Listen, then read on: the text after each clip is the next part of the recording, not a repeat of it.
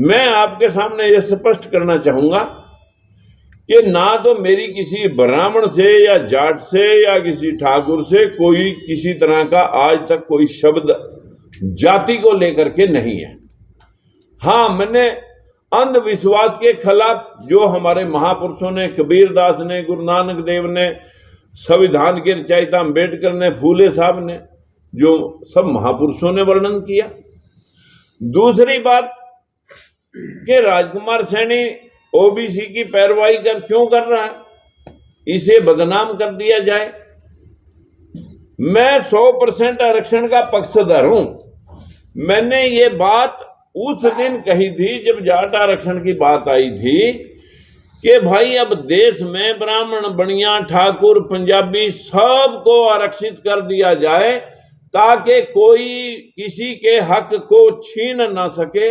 यही हमारे संविधान की मूल भावना है कि संविधान में कोई जाति, धर्म, लिंग भेद, जन्म स्थान से ना कोई नीचे है और ना कोई ऊपर है। इसी मूल भावना पे ये लगभग लाखों कापियां मैंने लोगों तक पहुंचाई। बताइए इसमें मैंने कौन सी जाति का विरोध किया? अंधविश्वास का विरोध किया तो कुछ लोगों ने कहा ब्राह्मण विरोधी। कि जब मैंने इनकी बैकवर्ड की पैरवाई के हिस्से की बात की तो एक समाज ने कहा कि ये जो है ना जाट विरोधी। भाई, ना मैं जाट विरोधी, ना ब्राह्मण विरोधी, ना मैं बढ़िया विरोधी, मैं तो सबके हक का पक्षधर हूं। किसी की भावना को हर्ट करने का ना मेरा कभी मंसूबा रहा और ना मैंने कभी ये शब्द बोले जो मेरे पर आरोप लगाए। लेकिन सच कहना इस देश में सबसे बड़ा मुश्किल है। मेरे साथ तो भाई मुर्गे वाला काम हुआ है, जो सबको जगाता है, बस उसकी गर्दन पर शाम को छुरी फेर देते हैं लोग। वही काम मेरे साथ हुआ। लेकिन इस मूल भावना को, संविधान की मूल भावना को कश्मीर से कन्याकुमारी तक और मणिपुर से महाराष्ट्र तक, जो राहुल गांधी ने जो इस बात को उठाया जन जन के बीच में कि मैं जातिगत जनगणना कराऊंगा, 50% की सीमा हटा के सबके हकों को सुनिश्चित कराऊंगा, संस्थाओं में भी, चाहे वो यूनिवर्सिटियां हैं, चाहे जुडिशरी है, चाहे वो शासन प्रशासन है, जो संख्या मुताबिक सबको हिस्सा मिलेगा, कोई भी किसी के साथ चीटिंग नहीं कर सकेगा। मैं संविधान को पूर्णतः लागू करूंगा। जिनमें 32 दलों ने तो कल जाके मेरे साथ कांग्रेस का समर्थन इसलिए किया कि जब राहुल, कांग्रेस पार्टी आज उस बात की पक्षधर है और हम भी वही बात कह रहे हैं कि सबके हक सबको मिलने चाहिए, तो फिर क्यों हम अलग अलग मंचों पे खड़े होकर के जनता को कष्ट दें?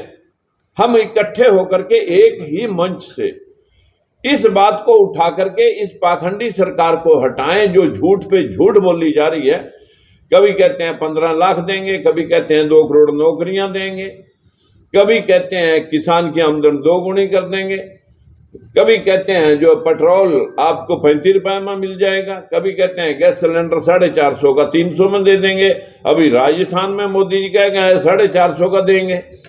क्या वही वो हिंदुओं को लहदे रेट पे दे रहे हैं, मुसलमानों को लहदे रेट पे दे रहे हैं? जो ये दिन रात झूठ पे झूठ बोले जा रहे हैं। मैं इतने कह रहा, पहला तो कह रहा मेरी क्वालिफिकेशन से कोई वास्ता ही नहीं है, मैं तो इतने भीख मांग के खाया, फिर पता नहीं वो डिग्रियां कहाँ से लाया। हमें ये पता नहीं कि एक एक शब्द में कितने कितने झूठ छुपे हैं। लेकिन हम इस झूठी और पाखंडी सरकार को हटाएंगे और हरियाणा की 10 सीटें जीतेंगे। आज पूरे देश के अंदर जो कांग्रेस के लोग प्रयास कर रहे हैं, ये जो लोग थे, ये कहीं ना कहीं कोई बसपा में, कोई मोदी जी के बहकावे में इधर उधर छिटक गए थे, वो सभी दल आज इकट्ठे होकर के कांग्रेस को समर्थन कर चुके हैं, कुछ करने जा रहे हैं और हम हरियाणा की 10 सीटें जीत के दिखाएंगे। मेरा एक सवाल है जी, हमने लगभग 32 दलों ने कल समर्थन किया है कि आप लोगों को हिस्सेदारी दिलाएं हम आपके साथ हैं। कांग्रेस का करे कि इंडिया गठबंधन का? इंडिया गठबंधन। विलय तो नहीं आपकी पार्टी का? नहीं, हमने विलय किसी नहीं। भी दल ने विलय नहीं किया। अच्छा, इंडिया का समर्थन किया भी मांगी आपने कि कोई 10 हमने बिना शर्त समर्थन किया है, बिना शर्त समर्थन। और उसमें साथ ये भी कहा कि अगर आप इंसाफ के पक्षधर हैं, हमें पूरा भरोसा है, आप इनको MP MLA की टिकटों के साथ साथ जोड़ करके आप इनको इनकी हिस्सेदारी तक पहुंचाएं। कितने संगठन? अब आप जो अगर आपको ये हमारे कार्यकर्ता जो हैं, हाँ जी, क्योंकि अभी तक ये सारी संस्थाएं ED है, CBI है या चुनाव आयोग है, ये नरेंद्र मोदी जी के सिर्फ इस तरह मतलब बपोती बन चुके हैं। 6 महीने पहले चुनाव आयोग को रजिस्टर्ड पार्टियों को सिंबल अलॉट करने होते हैं। अभी तक किसी भी पार्टी को, जो रजिस्टर्ड पार्टी हैं, सबको झूठ पे झूठ लटकाया जा रहा है, और सिंबल अभी तक 6 महीने में किसी भी पार्टी को अलॉट नहीं किया। ये स्थिति है देश में। किसी भी मतलब जो है ना, मुझे खुद 2 जनवरी को हमने एप्लीकेशन डाली थी, क्योंकि 6 महीने पहले डालनी होती है। लोकतांत्रिक सुरक्षा मंच है ना आपकी पार्टी? लोकतंत्र सुरक्षा पार्टी, लोकतंत्र सुरक्षा पार्टी।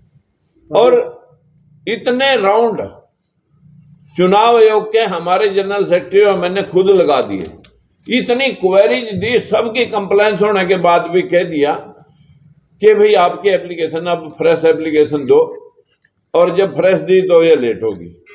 भाई या तो पहली बात हमने डिसमिस करियो, हमारी पहली एप्लीकेशन डिसमिस करियो, उसकी कंप्लेंस में हमने सपोर्टिंग सारे डॉक्यूमेंट आपको दे दिए, तो एप्लीकेशन तो वही नहीं चाहिए। ठीक है जी। अब हमने चुनाव आयोग को लीगल नोटिस दिया, और अभी मतलब जो है ना सुप्रीम कोर्ट में केस डाल लेंगे। इंडिया इसलिए स्पष्ट नहीं है, हाँ जी, एप्लीकेशन कब दी थी? 2 जनवरी को। इसलिए अभी स्पष्ट नहीं है कि अगर 32 दल जो समर्थन दे के आए हैं, हाँ, अगर उनको कोई सीट हरियाणा में इंडिया गठबंधन लड़ाता है, तो अभी ये स्पष्ट नहीं है किसके सिंबल पे लड़ेंगे। हाँ, अभी ये समस्या ये है कि चुनाव आयोग ने किसी भी दल को सिंबल ही नहीं दिया। ये 32 संगठन हरियाणा के या पूरे देश के? ये पूरे देश के हैं। पूरे देश के। तो हाँ, इसमें 4-5 हरियाणा के भी हैं, जो अभी आने वाले हैं। कोई ऐसी बात हुई है कि कोई सीट देंगे 32 दलों को? देखिए, जब बिना शर्त होता है और उसमें ये बात कहा कि सबके हक सबको मिले, तो पहले तो टिकटों में ही मिले। हाँ, टिकटों मिलना चाहिए आपको। केजरीवाल दूसरा जी, वो हमेशा सच बोलने वाले को गुनाहगार ठहराया जाता है। ये इस देश का दस्तूर रहा है, इस दुनिया का, देश का नहीं, इस दुनिया का दस्तूर रहा है। चाहे इसमें सोक्रेटिस है, चाहे ईसा मसीह है, सबको फांसियों पर टांग दिया लोगों ने। सर, कुछ क्षेत्र से प्रचार करेंगे इंडिया गठबंधन के उम्मीदवार के लिए, कब शुरू कर रहे हैं आप?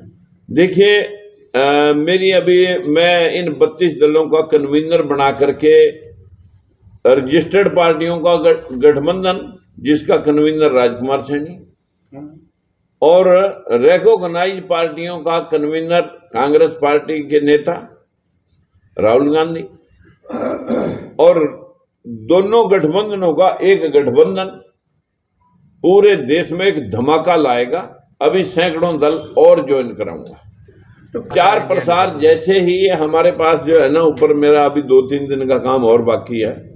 जो लोग प्रथम चरण में चुनाव लड़ने वाले हैं, उनकी टिकटों की भी जो है ना, उनको मिलना चाहिए उनका हिस्सा, जो वहां पर जिन्होंने बायोडाटा दे रखे हैं। क्या आपको कांग्रेस में अपनी पार्टी का विलय करने की भी कोई ऑफर हुई थी? देखिए, मैं कोई कहा कि भाई आप जो है ना अपना सब कुछ उसमें हमारे बीच में डाल दो, तो कल को फिर बेइंसाफी हो तो अपने पास फिर क्या जवाब है? विश्वास नहीं, विलय नहीं करोगे? मैं गठबंधन नहीं, विलय हम विश्वास के साथ तो हमने गठबंधन किया, लेकिन जिन लोगों को हमने भरोसा दिला रखा है कि आपको इंसाफ दिलाएंगे। राहुल गांधी ने जो मुद्दे उठाए हैं भारत जोड़ो यात्रा के, बिल्कुल, बस जो मतलब जो है ना, राहुल गांधी ने जनता के बीच कहा कि हम सबका हिस्सा सबको देंगे, जातिगत जनगणना करा के, उसी वजह से हमने ये सोचा कि अलग अलग मंच से नहीं, एक ही मंच से काम हो। वो आपका ही घोषणा हमने 8 साल पहले स्टार्ट किया था, वही बात आज राहुल गांधी कह रहे हैं। हरियाणा और भी दल है कोई 32 में कोई आपके वो लिस्ट ला रहा है। कमजोर? देखिए, एक बात तो आपको माननी पड़ेगी कि भ्रष्टाचारी सिर्फ विपक्ष में रह गए कांग्रेस बीजेपी की नजर में। वो भ्रष्टाचारी जिनको आप गोद में लेके बैठ गए, या तो वो भ्रष्टाचारी नहीं रहे, या आपके घर में इतने मतलब ना आपके एमपी के पास और कईयों के पास कितने नोट मिले, किसानों के ऊपर गाड़ियां चढ़ाने वालों को आपने टिकट दी, किसानों को चैलेंज किया आपने एक किस्म से, लो हमने टिकट उसको दी जिसने किसानों के ऊपर गाड़ी चढ़ा के लोग 8 मार दिए थे। ये एक चैलेंज है गफलत का।